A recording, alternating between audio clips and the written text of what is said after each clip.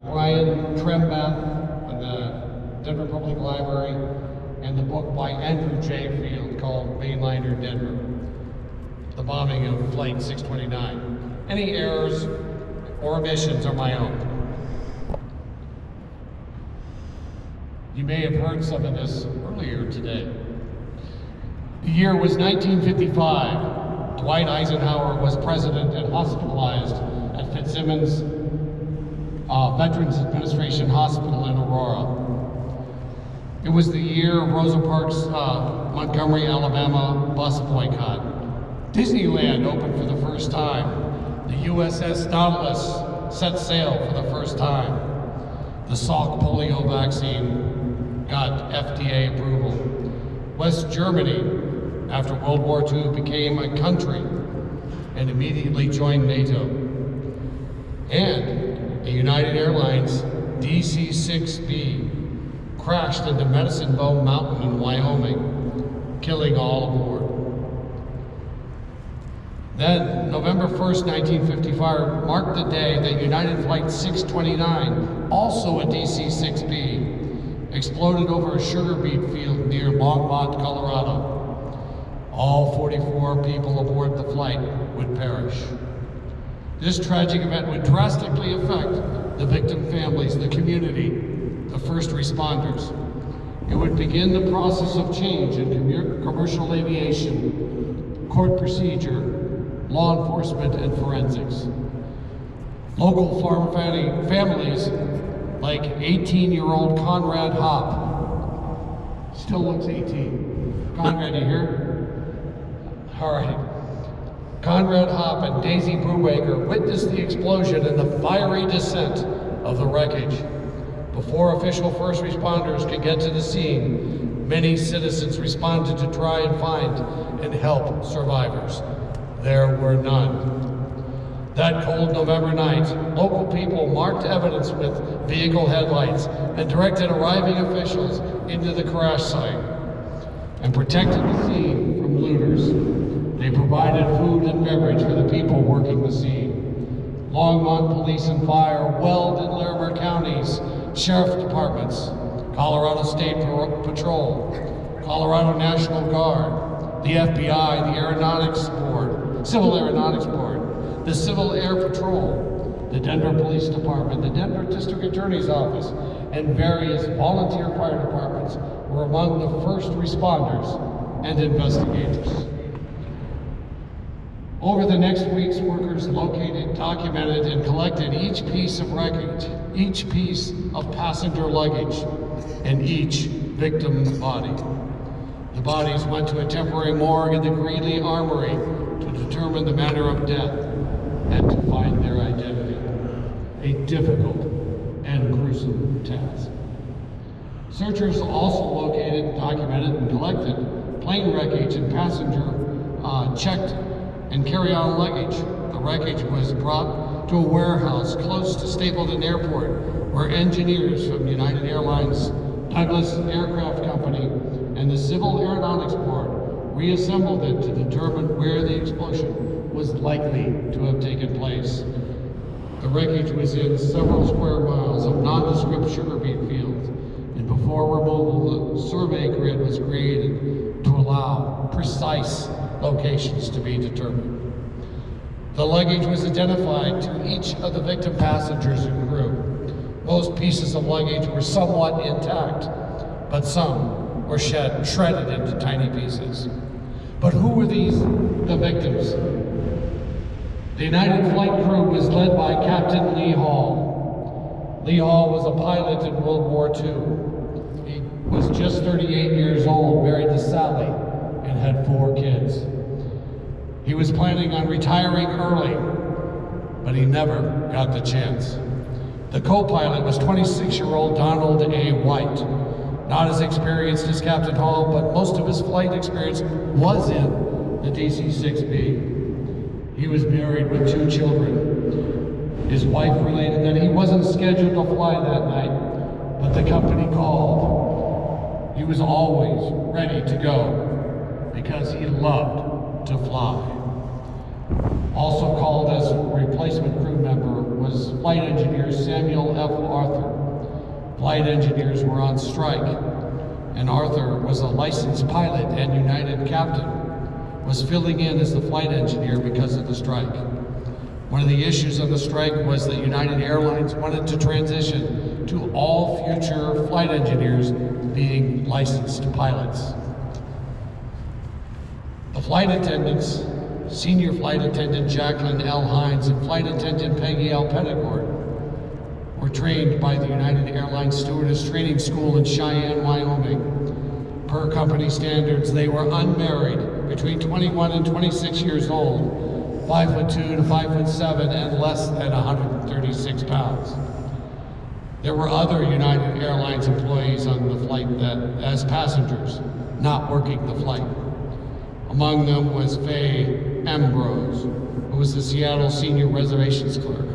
He was returning home to his wife and his 14-year-old daughter. Two United Airlines stewardesses off duty, Sally Ann Schofield and Barbara Cruz, were traveling to the coast for some rest and relaxation. Schofield was to marry a United Airlines pilot in December and intended to meet her prospective in-laws for the first time on this trip. The two friends intended to shop for a wedding dress and plan the wedding. The two were going to take a later flight, but they changed their plans when tickets were found available for Flight 629 on November 1st. Denver is a convention town. Associated General Contractors Conference ended, and Clarence Todd, Elton Hickok, Frank Brennan, and James Purvis were returning home to Washington State. Only one passenger was international, Alma Windsor of St. John's, Newfoundland, Canada. She ran a small restaurant with her husband. When her daughter's husband was stricken with polio, she was traveling to Tacoma, Washington to help care for him, a family angel. Daisy King was another restaurateur. She owned the Crown A Rotisserie Chicken Restaurant at 581 South Federal Boulevard in Denver. She was a two-time widow and owned a ranch near Steamboat Springs. She opened the Crown A to provide employment for her son. She was on her way to Alaska to visit her daughter and do some caribou hunting. Boar Beckstrom, an electrical contractor, and his wife, Irene, were returning from Albuquerque after visiting their son, who was in the Army. Virgil Herman and his wife, Goldie, owned a used oil reclaiming service. After visiting Virgil's sister in St. Louis, they were returning home to Vancouver, Washington. It was Goldie's first and last flight. Kearney Edwards was from Rhode Island. He was a prominent attorney and trustee of Brown University. He and his wife, Elizabeth, were en route to Hawaii to visit their son, who was in the Navy stationed at Pearl Harbor. Engineers were prominently represented. A marine engineer, Herbert G. Robertson of New York City, working for Gibbs & Cox, was on his way to Portland to supervise a project. In like manner, Marion P. Hobgood of Hatfield, Pennsylvania, working for Philco, was also on assignment to supervise a Portland project. And engineer John Junkels was headed to Portland to inspect a heating system that his engineering firm had designed and built. Passengers including Carl Deist and James Stroud, senior sales managers for Oldsmobile, had just attended a regional sales conference at the Brown Palace in Denver, Colorado. They were on their way home. John P. Bomelin was the superintendent of the Seattle Humane Society. He was returning from a conference in Grand Rapids, Michigan. He met his father during a layover and had dinner with him at the Stapleton Airport Sky Chef restaurant. John's father, Martin, would die grief-stricken just 6 weeks after meeting him at the Sky Chef. Helen Fitzpatrick was flying en route to Japan with her 13-month-old son. James Fitzpatrick II, who was fast asleep on her lap as the plane departed. They were traveling to Japan so the child's father could meet his son for the first time, as he was deployed to Japan just before James was born. Passenger Ralph Van Valen, a doctor, turned 72 that day on the flight and was celebrating his birthday. Sitting next to him was his wife, Minnie. Thomas Crouch, a carpenter's apprentice, was flying to take a new job at a large construction firm. He was at the beginning of his career and answering his first big employment opportunity. Stuart and Suzanne Morgan were traveling on one of Stuart's engineering consulting business trips. Normally, he would go alone, but Suzanne was able to obtain childcare for their 14 and 12-year-old kids to allow her to accompany him. On this trip, they would be visiting her former home, and she could see family and friends. Dr. Harold R. Sandstein, his flight to Denver was delayed. He was going to miss his connecting flight in Denver, Flight 629. Unfortunately, United Engineers held Flight 629 due to a search in the baggage area number 4. And a few minutes before the flight, they held it further so that Dr. Sandstein's flight could make it, and so that he could be on 629. This courtesy ended his life. Dr. Sandstein was the Deputy Secretary of the U.S. Public Health Service, an expert in nutrition problems in developing nations. He was on his way to deliver a speech at Oregon State University in Corvallis, Oregon. Passenger Leila McLean was returning to Portland after visiting her son. She was an experienced air traveler and had flown to Pakistan the previous year. The Bynums, Carol and H. Bradley Bynum, had been bumped from a previous flight due to the flight engineers' strike. They thought they were lucky to get tickets on Flight 629 to get their travel back on track. Mr. Bynum was a geologist for Sinclair Oil, and he had just celebrated his first wedding anniversary at his parents' Texas home and was returning home. At this first-year wedding anniversary celebration, his wife, Carol, revealed to her husband and family that she was pregnant with her first child. Louise Bunch was the daughter, widow, and mother of Methodist ministers, and was just attending a meeting of the Women's Service Division of the Methodist Church. Her years of church service would end on Flight 629. Patricia Lipke was taking her first airline trip to visit her sister. She was doing so with her husband, Gerald Lipke, who was sitting at her side. James and Sarah Dory were also making their first airline trip to Portland to visit their son. The only active duty member among the passengers was Airman Jesse Sizemore. He was just 24 years old and had been a high school football star in Alabama. The victims of Flight 629 represented people from all over the country and Canada. They represented many professions and occupations. Only one passenger was local to Colorado, restaurant owner Daisy King. All the victims of 629 were going about their lives expecting to see many more tomorrows, more birthdays, more anniversaries, more days and nights with loved ones, more time to play with children and grandchildren. They expected to see them grow, marry, and have kids of their own. The bombing of Flight 629 ended those expectations. The Civil Aeronautics Board report stated an explosion had occurred of such great intensity that it would have been unusual if it had been caused by any system or component of the aircraft. The investigators also noted a smell believed to be from an explosive and smudge marks that could be explosive residue. Samples were sent to the FBI lab for testing. The FBI lab would later confirm that dynamite was the source of the explosion. The point of initiating damage was determined to be in Cargo Bay 4. When the plane had arrived in Denver from Chicago, the baggage handlers cleared out all the baggage from Cargo Bay 4 and looked for keys believed to be lost in the bay by a Chicago baggage handler. All the luggage from Cargo Bay 4 was moved to the other 3 cargo bays. After failing to find the keys, the Denver baggage handler placed all the luggage originating in Denver in Cargo Bay 4. The source of the explosion was likely to have been in the baggage originating in Denver. One checked bag was not located.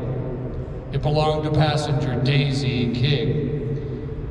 Tiny fragments of fabric believed to be from that bag were collected. The FBI contacted insurance companies selling flight insurance at the airport to see who had purchased flight insurance for $629. 13 passengers had purchased policies amounting to $655,000. These passengers' families were given special attention by FBI interviewers. Passenger Daisy King had policies through Mutual of Omaha. One was for $37,500 with her son, John Gilbert Graham, as a beneficiary. While most baggage was located and identifiable, one of Miss King's bags was pretty much powdered in the crash. It appeared as if this bag may have held the bomb. John Gilbert Graham was interviewed and his record examined. Graham was found to have joined the Coast Guard as a young man using false identity that put him 2 years older. He had been dishonorably discharged when he went AWOL for 43 days, and when they finally got him, found out that he was underage. A criminal record check found that Graham had gotten probation for check forgery, forging checks from the company that he worked at. He forged about $4,000 in checks and used the money for a road trip. He received probation because his mother provided restitution. During this road trip, he was arrested in Texas after a chase and was charged with distribution of illicit liquor. He spent 60 days in a Texas jail. Graham also was implicated but not charged in possible insurance fraud situation. He purchased a new truck and claimed it stalled on a railroad track. It was hit by a train. As it turned out, the wreck was not a total, and insurance paid for the repairs. Despite questioning the stall on the railroad tracks by a new truck, investigators were tipped off concerning another possible attempt at insurance fraud. Miss King bought a drive-in restaurant, the one at 58 South Federal Street in Denver, for her son to manage. Miss King was quoted by a friend as saying the business was doing well, but her son was taking out money faster than it was coming in. In September of 1955, the restaurant caught fire and had an explosion. Passerby witnessed this and immediately called the fire department. The incident only resulted in $400 worth of damage due to the quick response. It was found someone had removed the gas line, allowing a room to fill with gas. The gas finally reached the water heater pilot and ignited. The resulting explosion blew out most of the fire, limiting the damage. Insurance adjusters were skeptical when Graham claimed someone broke in and stole $3 from the cash register and, angered over the small tank, had disconnected the fuel line. When Graham was named as a person of interest in the United Flight 629 bombing, they reported this to the FBI. A hunter, about 15 miles from the crash site, found a piece of paper sticking prominently in a bush. Wondering what it might be, he picked it up and found it was a ticket a ticket for Daisy King for Flight 629, and on the ticket was a handwritten note that she was charged an extra $27 for 37 pounds of excess baggage. The hunter made the connection to the recent plane explosion and turned the evidence over to the FBI. The FBI found a Kremlin vendor who sells explosives who identified Graham as a person who bought 25 sticks of dynamite in plastic caps. Graham also took a job at an electrical supply company and purchased a timer there. He got instructions on how to use it. He even returned the timer to get one with a different timing. Graham quit his job at this electrical company after only 1 week after he had purchased the timer and learned how to use it. Investigators questioned how someone could kill their own mother, especially one who bought a business for him to earn income and bought him a house to live in and paid restitution to keep him out of jail. Employees at the Crown A drive-in told of arguments between the mother and Graham over how the business was run. These arguments resulted in shouting matches and tears for Mrs. King. Family members also related a deep-seated frustration and anger that he had toward his mother over feelings of abandonment when he was young. His father died when he was 6, and his mother sent him to Clayton College, an orphanage, as she could not afford to take care of him as a single mother. She soon remarried. Her new husband, Earl King, was well-to-do, owning a large ranch near Steamboat Springs, Colorado. Even so, she did not take him out of Clayton College. She would get him for holidays, but then after the holiday, return him. When Earl King died and left her a widow yet again, she finally took him out of Clayton College to live with her. FBI Supervisory Special Agent Roy Moore called John Gilbert Graham and his wife Gloria to come down to the FBI headquarters and identify Daisy King's luggage. They were able to identify her luggage and also identify the small bits of fabric from the bag that might have held the bomb, not knowing this was believed to be the bomb's container. After identifying the fabric shreds as being from his mother's bag, Gloria was sent home, and John Gilbert Graham was asked to stay and answer more questions. From 1 to 6:30, they questioned him. At 6:30, they related to him inconsistencies in his past and current statements. They read him his rights, and even though he was, this was prior to Miranda, then Moore accused him of blowing up the plane. Graham denied this accusation, and to emphasize his denial, he signed waivers allowing search of his home, his car, and the restaurant. The questioning continued until midnight when Roy Moore accused him again, saying, "You've been lying to us all night. We're going to charge you with this crime. Why not make it easy for us?" After a moment of reflection, Graham gave a 15-minute oral confession. A stenographer was called to take a written confession. Graham reviewed the typed version, approved, and signed it. He was then examined by a physician to assure that he was not physically harmed during the interrogation. He was arrested on preliminary federal charges. He was initially charged with a federal charge of prohibited interference with a national defense utility. Maximum sentence, 10 years. This charge being that he prevented Airman Jesse Sizemore from getting to his new assignment. At the time, there was no federal charge for airline sabotage. The next day, the prisoner was remanded to the city and county of Denver on the charge of first-degree murder of his mother, a capital charge potentially carrying a death sentence. He was only charged and tried for the murder of his mother.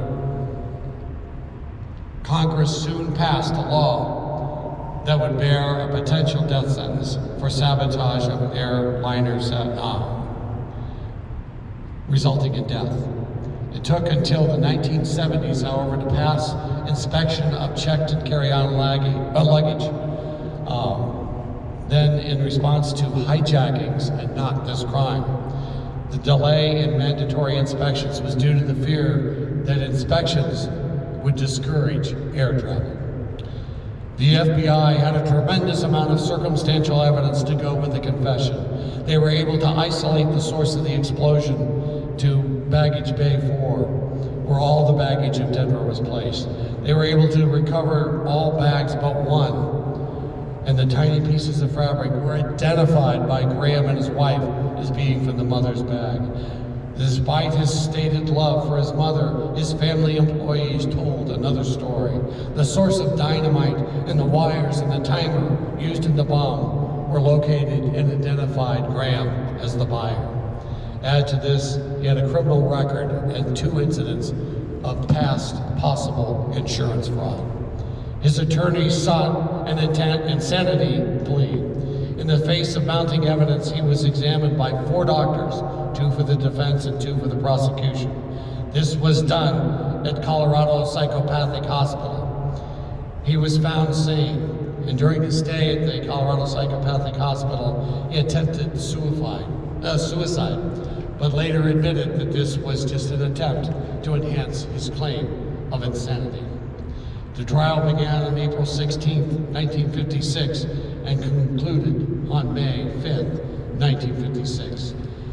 It took just 1 hour of deliberations. The trial was unique in that Colorado Supreme Court overruled the American Bar Association Canon 35 that forbade cameras inside courtrooms. And it was the first trial in Colorado where photographers and video cameras were allowed. The videos had to be broadcast delayed, and the photographers had to conduct their craft silently without disruption. At sentencing, Graham announced to the judge that he did not want an appeal, saying he accepted the verdict and the sentence and wished it to be carried out as soon as possible. But 2 of his lawyers did appeal, and today death sentences are automatically appealed. On October 22nd, 1956, the Colorado Supreme Court rejected his appeal and set his execution for the week ending January 12th. He was executed on January 11th, 1957, just 14 months after the crime. This story was more complex than expected.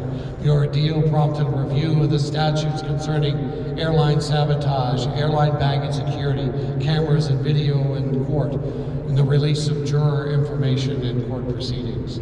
These were all important considerations, but we must never lose sight of the 44 victims, lives cut short, families torn, careers ended. These 44 victims are represented here today by their descendants. The victims of United Flight 629 shall not be forgotten. Thank you all for being here to remember them, to mourn them, and to celebrate them. Thank you.